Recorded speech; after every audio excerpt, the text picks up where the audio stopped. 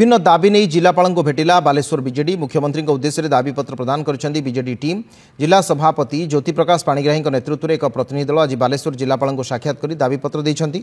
BJD वरिष्ठ नेत्री लेखाश्री सामंत सिंघार पूर्वतन विधायक स्वरूप दास पूर्वतन विधायक सुदाम परिडा प्रमुख उपस्थित थे। बिर्ला टायर श्रमिक नियुक्ति और सेमानक दाबी यथाशीघ्र पूरण मेडिकल क्रियानुष्ठान कमिटी द्वारा करा दाबी सिटी हॉस्पिटल प्रस्तुत मोहर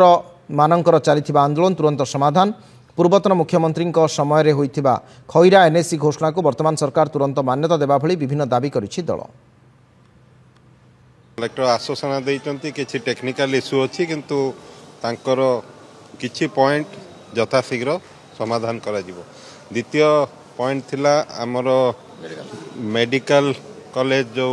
क्रियानुष्ठान कमिटी आकु सिटी हॉस्पिटल ले बालेश्वर जो अछि ताकु घोषणा उपरे कोन पदक्षेप निया जाइछि। तृतीय है मोहर माने जो स्ट्राइक रे जाइचंती हेई पाउनी कोनोसी प्रकार रजिस्ट्रेशन हेई पाउनी तापाई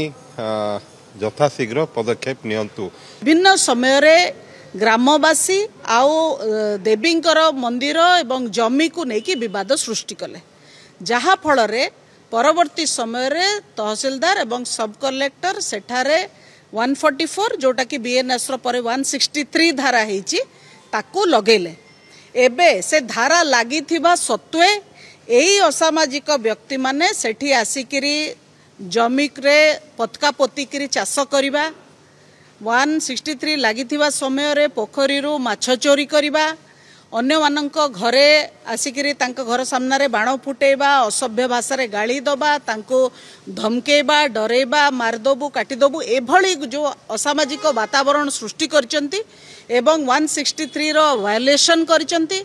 आईन को उल्लंघन करिकिरी ए जो असामाजिक कार्यकलाप करचंती ता विरुद्ध रे आज आमे सब कलेक्टर को पाखु को आसीतिलु एवं आमे कहिचु जे 163 धारा कायम रहू आईनगत भाव रे जो माने याकू भंग करचंती तांकू चिन्हट करिकी दृढ़ कार्यानुष्ठान ग्रहण करा जाऊ।